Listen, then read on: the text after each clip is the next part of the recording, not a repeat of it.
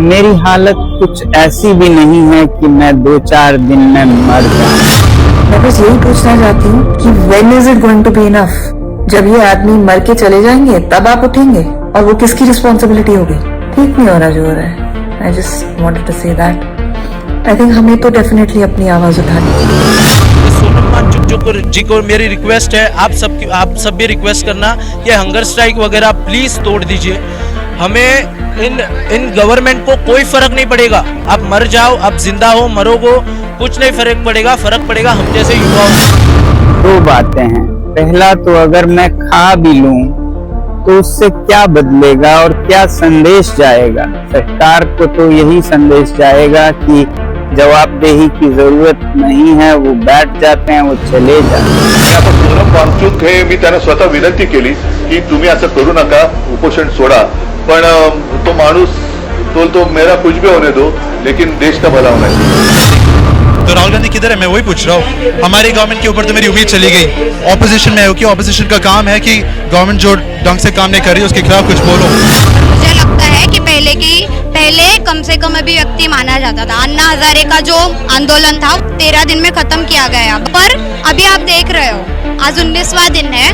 वहाँ पर एक साइंटिस्ट जिसने देश के लिए इतना कुछ किया, विद्यार्थियों के लिए, आर्मी के लिए इतना कुछ किया, वो किस तरह से जूझ रहा है। आदमी आप पीएम बैठा है, अनपढ़ गवार पीएम बन के बैठा है, अनपढ़ गवार है, इज नॉट एजुकेटेड पर्सन। वो चाहता है कि पूरा देश अनपढ़ रहे। वो तो वही चाहते हैं ना, ये लोग चाहते हैं, वो ये मनुवादी व्यवस्था जो है वो यही चाहती है कि लोग अनपढ़ रहे और उनके वो राज करते रहे।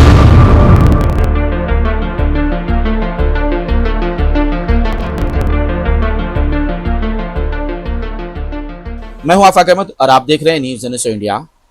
साल 2011 में अन्ना हजारे का भ्रष्टाचार विरोधी आंदोलन देश के सबसे बड़े आंदोलन में गिना जाता है।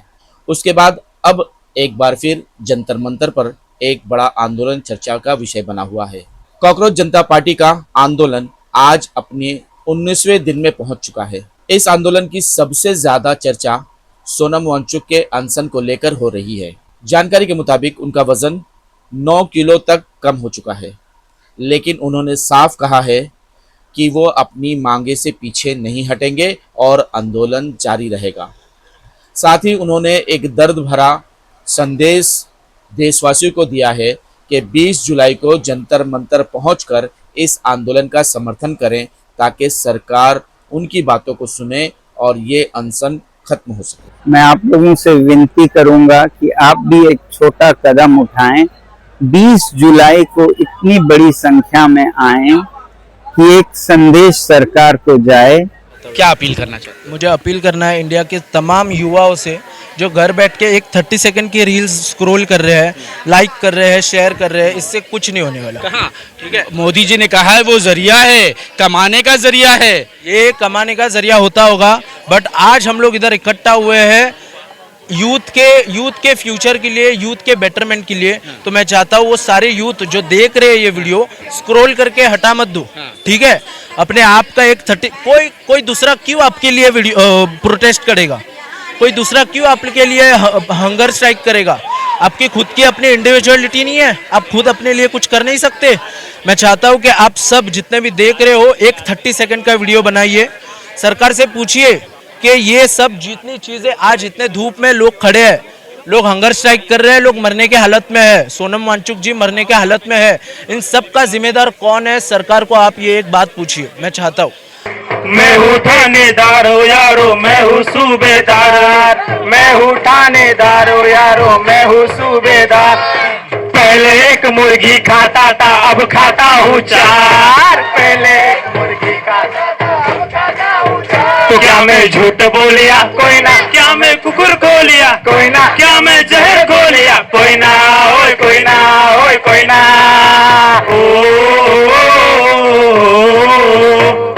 मेरा नाम है बिरला यारो, मेरा नाम है टाटा, मेरा नाम है बिरला यारो, मेरा नाम है टाटा। पर अभी थोड़ा चेंज हुआ है, अभी अदानी और अंबानी आ गए, तो याद रखिए मेरा नाम है अदानी यारो, मेरा नाम है टाटा, मेरा नाम है अदानी यारो, मेरा नाम है। हम दोनों ने मिलकर वादा आधा भारत बांटा, हम दोनों ने मिलकर यारो मैं झूठ बोलिया कोई ना, क्या मैं कुकुर खो लिया, क्या मैं जहर खो लिया, कोई ना, ओए कोई ना, कोई ना। फिलहाल हम आजाद मैदान में मौजूद हैं, जहां बड़ी संख्या में आज छात्र शिक्षा व्यवस्था को लेकर विरोध में अपनी मांगों को लेकर प्रदर्शन कर रहे हैं। आखिर छात्रों की मुख्य मांगें क्या है, वो सरकार से क्या चाहते हैं और इस आंदोलन का संदेश क्या है, आइए सीधा प्रदर्शन में शामिल होते हैं और छात्रों से उनकी मांगे उनकी शर्तों को समझने की कोशिश करते हैं। क्या होने वाला ये प्रोटेस्ट से, क्या सरकार बदलेगी, क्या सरकार पर प्रभाव पड़ेगा इसका? आप डायरेक्टली आ गए, पहले पूछना तो था मुझे कैमरा पे होना है कि नहीं, बट आई फील देखिए मुद्दा इससे बहुत ज़्यादा डीपर है। मुद्दा सिर्फ इस बात का नहीं है कि किसी ने इस्तीफ़ा दिया या नहीं दिया, इस्तीफ़ा देने के बाद कोई और नेता आएंगे जो इससे भी ज़्यादा करप्ट हो गए। बात है जो प्रॉब्लम है उसे जड़ से समझना है, जड़ से निकालना है, इसलिए यूथ यहाँ पे मोबिलाइज हुई है। सिर्फ एक इस्तीफे से कुछ नहीं होने वाला। We need proper reforms and we need implementation. हमें ग्राउंड वर्क पे दिखाओ कि पेपर लीक नहीं हो रहा है, लोगों को सुविधाएं पहुँच रही है, जैसे कि एग्ज़ाम सेंटर्स में लोगों को बराबर से पेपर लिखने दिए जा रहे हैं, सुविधा है उनको। तो आई फील इट्स अ वेग क्वेश्चन कि कुछ होगा या नहीं होगा, ये गवर्नमेंट पे है, बट हमारी बस कोशिश तो जारी रहेगी, कोशिश कभी भी बंद नहीं होगी। मुझे ऐसा लग रहा है कि दिल्ली, हमेशा ये बताया गया है कि दिल्ली को जब कोई संकट होता है तो मुंबई हमेशा खड़ा होता है, और आज जब दिल्ली संघर्ष कर रहा है तो मुंबई उसके साथ खड़ा है। और आज मुंबई के युवाओं ने वो ताकत बताई है, मुंबई के युवाओं ने, मुंबई के कॉकरोचों ने वो जोश बताया है कि दिल्ली में चल रहे जंतर मंतर के समर्थन में मुंबई के कॉकरोच पीछे नहीं है और आज की शुरुआत है। लेकिन वजह क्या है? धर्मेंद्र ने राजीनामा नहीं दिया, इस्तीफा नहीं दिया, तो हम सीधा इस्तीफे की मांग करेंगे नरेंद्र और देवेंद्र से। लेकिन क्या वजह है कि एक अन्ना हजारे का आंदोलन 13 दिन में खत्म हो जाता है, लेकिन सोनम वांगचुक को 19 दिन हो जाते हैं, 9 किलो वेट लॉस हो जाते हैं, फिर भी जो है वो आंदोलन खत्म नहीं होता, कोई आता नहीं है। मुझे ऐसा लगता है कि उस आंदोलन में कोई पॉलिटिकल पार्टीज ज्यादा इन्वॉल्व थे, उस कह सकते हैं। लेकिन ये जो आंदोलन है ये पूरे युवाओं ने, कॉकरोचों का आंदोलन है, और जनता को ऐसा लग रहा है, जनता को नहीं, ये नेताओं को ऐसा लग रहा है कि ये कॉकरोचेस मतलब शांत है, कुछ नहीं होने वाला। लेकिन उनको हम कहना चाहेंगे, कॉकरोचों के अलग अलग प्रकार रहते हैं, कुछ कॉकरोच उड़ने वाले भी रहते हैं, कुछ कॉकरोच काटने वाले भी रहते हैं, और कुछ कॉकरोच लकड़ी को खाने वाले भी रहते हैं। तो धर्मेंद्र प्रधान जी, आपकी जो कुर्सी वो लकड़ी की है, हम उसको खाए बगैर छोड़ेंगे नहीं है, तो अगर आपको इस्तीफा नहीं देंगे तो हम छीन के लेने। ये मैसेज हम ये कहना चाहते हैं कि देखिए इंडिया में बहुत प्रॉब्लम्स है, जो भी होता है लोग देख के अनदेखा कर देते हैं, कोई भी प्रॉब्लम से सब भागते रहते हैं। हम बस ये कहना चाहते हैं कि हम कब तक इन प्रॉब्लम्स को अनदेखा करेंगे। कभी ना कभी हमें आवाज़ उठाना पड़ेगा, गवर्नमेंट के अगेंस्ट बोलना पड़ेगा कि उनकी गलती क्या है। एंड अभी जो हो रहा है, नीट पेपर लीक के बाद इतने बच्चों ने जो अपनी जान गंवा दी है, उन्हें हमारी आवाज़ सुननी पड़ेगी। कब तक भागेंगे वो, कब तक? ये हमारा मैसेज है एंड हम चाहते हैं कि ये सब गवर्नमेंट एंड सारे लोग ये जाने। सो यही हम कहना चाहते हैं। एजुकेशन इज नॉट एजेंडा, क्या ये बिजनेस हो गया है? जी बिल्कुल बिजनेस हो गया है, बिल्कुल बिजनेस हो गया है, क्योंकि आज महाराष्ट्र की ये स्थिति है कि करीब 1 लाख स्कूलें बंद हो चुकी हैं। तो ये 1 लाख स्कूलें क्यों बंद की गई? क्यों बंद कर दिए? क्योंकि ये प्राइवेटाइजेशन उनको बड़ा करना है ना। अच्छा, किसको बड़ा करना है? जो प्राइवेट स्कूल जो चलाते हैं, एजुकेशन मिनिस्टर से लेके जितने भी लोग हैं जो सत्ता पे बैठे हैं, उनके खुद के स्कूल है, उनके खुद के क्लासेस चला रहे हैं। ये उनको समझना चाहिए। इससे पहले क्या एजुकेशन नहीं था?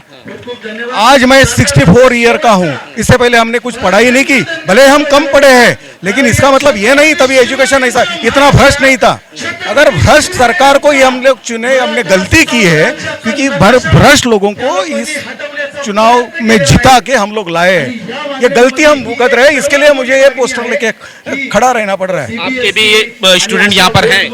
जी स्टूडेंट नहीं है, मैं उनको प्रोटेक्ट करने के लिए, उनको सहयोग देने के लिए, सपोर्ट करने के लिए आया हूँ। लेकिन सरकार जवाबदेही क्यों नहीं लेती है? धर्मेंद्र प्रधान इसकी जवाबदारी क्यों नहीं लेते? क्या करप्ट है सब, डरपोक है, किसी को अकाउंटेबिलिटी नहीं लेनी है इस गवर्नमेंट में। सबके सब करप्ट है, सबके सब फ्रॉम द रूट दे, किसी को अकाउंटेबिलिटी नहीं लेनी है। And this is a reminder for everyone that these are public servants, they are supposed to serve us, they are supposed to be our servants and be there for us, not to corrupt and not to eat our money. मैं Indian हूँ, ठीक है, ये हम सबकी जिम्मेदारी है, क्योंकि ये बहुत ही बेसिक डिमांड है मेरे ख्याल से, कि जिनकी वजह से इतने बच्चों की जान गई है, इतने बच्चों की जो ज़िंदगी ख़राब हुई है, उनको खुद से ही रेजिग्नेशन दे देना चाहिए था। लेकिन वो तो जवाबदेही ले ही नहीं रहे। हाँ, वो अकाउंटेबिलिटी नहीं ले रहे हैं, लेकिन ये उन लोगों को समझना पड़ेगा जो ये सोच रहे हैं कि नहीं नहीं इसमें इसकी क्या ज़रूरत है कि वो रिज़ाइन दे, लेकिन इसकी बहुत ज़्यादा ज़रूरत है, क्योंकि अगर आप भी किसी कंपनी में ही काम कर रहे हो और आपसे गलती हो जाए, इतनी बड़ी गलती हो जाए, तो वो भी तो आपको निकाल ही देंगे ना, तो आप ऐसे कैसे रह सकते हो यहाँ पर, आपको तो रिज़ाइन देना ही चाहिए। तो बस यही मांग है कि वो अकाउंटेबिलिटी ले, और सोनम वांगचुक जो हमारे इतने बड़े साइंटिस्ट है, टीचर है, इनोवेटर है, उनको एटलीस्ट जाके कोई मिले और वो हमारे लिए ना मरे, बस यही है। मुझे लगता है जो भी चल रहा है वो बहुत ज़्यादा बेबुनियादी असंवैधानिक है, जो हमें रोकना चाहिए, और उसका पूरा जिम्मा जो है पूरी तरीके से नहीं, बट सबसे पहले जो जिम्मेदारी है वो विद्यार्थी कर हमारा है। बैठे तो है जंतर मंतर पे सोनम वांगचुक, आज 19 दिन हो गए, कोई उनको पूछने वाला नहीं। हाँ, तो वो भी एक विद्यार्थी, एक एजुकेशनिस्ट है, साइंटिस्ट है, और कुछ नहीं हुआ ये कहना मुझे लगता है कि बेबुनियादी है। लोग ईंट बने हुए हैं, लोग दीवार बने हुए हैं, पर दीवार पिघल सकती है अगर हम और आप जैसे जो लोग हैं, आप भी लोकतंत्र का भाग है, हम भी लोकतंत्र का भाग है। इंसान जो है, ये नागरिक जो है, सबसे बड़ा लोकतंत्र का भाग है। अगर हम जिंदा रहेंगे, हम जगेंगे, तो ये मुमकिन है।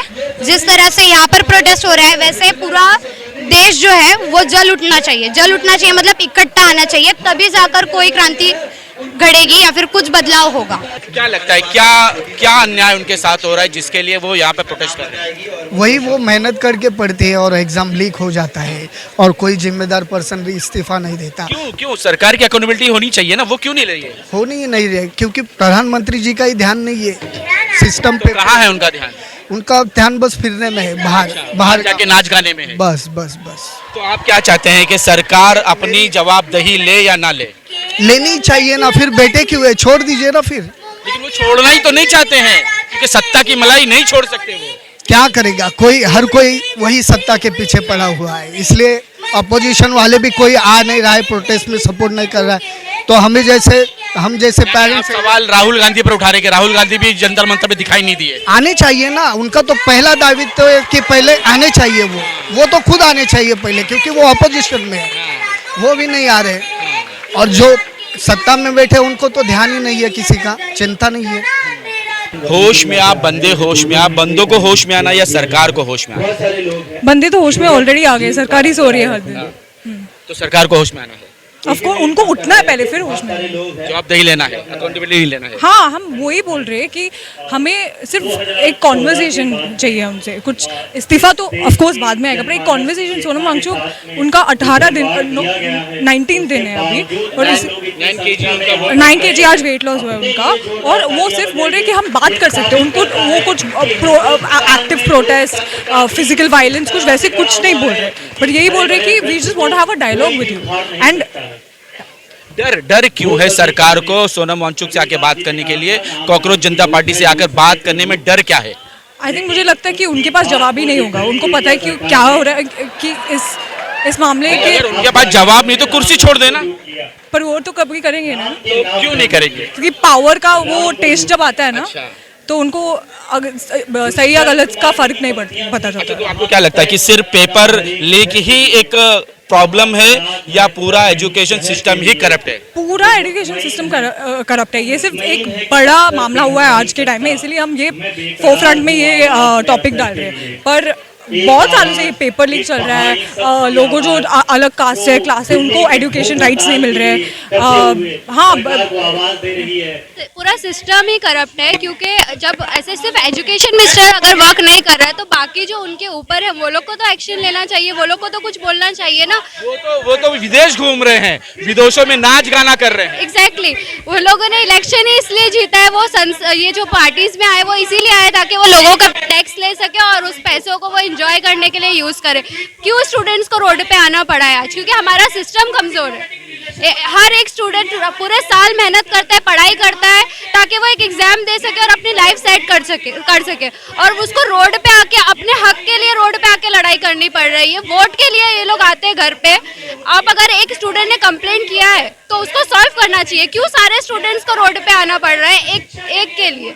आप लोग क्यों, हमारा सिस्टम इतना कमज़ोर है? सोशल मीडिया का ज़माना है, अगर कुछ भी कंप्लेंट होती है, अगर हम सोशल मीडिया पे कंप्लेंट डाल रहे हैं तो ऑन द स्पॉट उसका रिस्पांस मिलना चाहिए। अब तो ऐसा भी नहीं है कि ऑफिसर्स के ऑफिसर पे वहाँ पे जाओ धक्का खाओ तब जाकर रिस्पांस मिलेगा। तो क्या लगता है कि स्टूडेंट छात्रों का भविष्य अंधकार में है, क्योंकि सिस्टम जिस तरह से करप्ट है उसको लेकर एजुकेशन भी किसे मायने रहती, डिग्री लेकर घूम रहे उसे नौकरी नहीं मिल रही है? ऑब्वियस सी बात है कि ऐसा तो होगा ही, बिकॉज अभी ये जो नीट का पेपर लीक हुआ है, काफ़ी स्टूडेंट्स की मेहनत थी, उनका टाइम वेस्ट हुआ है, उनको काफ़ी मेहनत करनी पड़ेगी अब रिटर्न इस चीज़ के लिए, तो बेसिकली उनका पूरा 1 साल खराब हुआ है इस चीज़ के लिए। हमारी साल नहीं बल्कि उनकी जान भी गई है। ऑफ कोर्स सी बात है, जब 1 साल गया तो उनको सोचना पड़ेगा, उनकी मेहनत थी। ये वीक जो भी हमारा है सिस्टम वो काफ़ी वीक है, स्टूडेंट्स के फ्यूचर के लिए बहुत ज़्यादा वो हो रहा है, हमें उस चीज़ को समझना चाहिए। तो छात्र क्या चाहते हैं? वो चाहते हैं कि हमें एक अच्छा सिस्टम मिले, एजुकेशन सिस्टम मिले, उनकी जो भी डिमांड है उनको रखा जाए आगे। हाँ, जहाँ पेपर लीक ना हो, अच्छा एजुकेशन सिस्टम हो, उनको यही चाहिए। इंडिया छोड़कर दुबई में सेंटर ना मिले, ऐसा नहीं है, हमें दुबई में भी सेंटर लगा था, एक वायरल चल रहा था रील में कि एक स्टूडेंट का दुबई में सेंटर लगा है कुछ 3-4 घंटे पहले। इंडियन था वो, और 3-4 घंटे पहले उसने कंप्लेंट किया कि मेरा दुबई में सेंटर लगा है, और उसको फिर चेंज करा। लेकिन वो उस टाइम पे क्या मेंटेलिटी उसकी हो गई कि मैं दुबई कैसे पहुंचूं इतने कम टाइम में, पूरे साल मेहनत की है, और जो पूरी सेविंग्स होती है ना पेरेंट्स की, वो लगा देते हैं, लोन लेते हैं लोग, पैसा लगाते हैं इस पढ़ाई के लिए कि बच्चा डिग्री मिलेगी और सक्सेसफुल होगा। लेकिन यहाँ के जब एग्जाम सेंटर पे पहुंच रहे हैं तो वो ये पता चल रहा है कि एग्जाम कैंसिल हो गया है ड्यू टू एग्जाम लीक।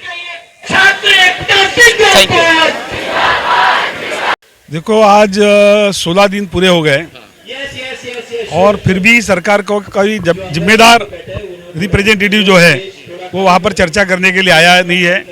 और धर्मेंद्र प्रधान जो नीट से लेके सभी पेपर लीक जो हुआ उसके लिए जो शिक्षा डिपार्टमेंट जिम्मेदार है, तो उसका रिजाइन लेने के बारे में भी कोई हलचल नहीं की जा रही है।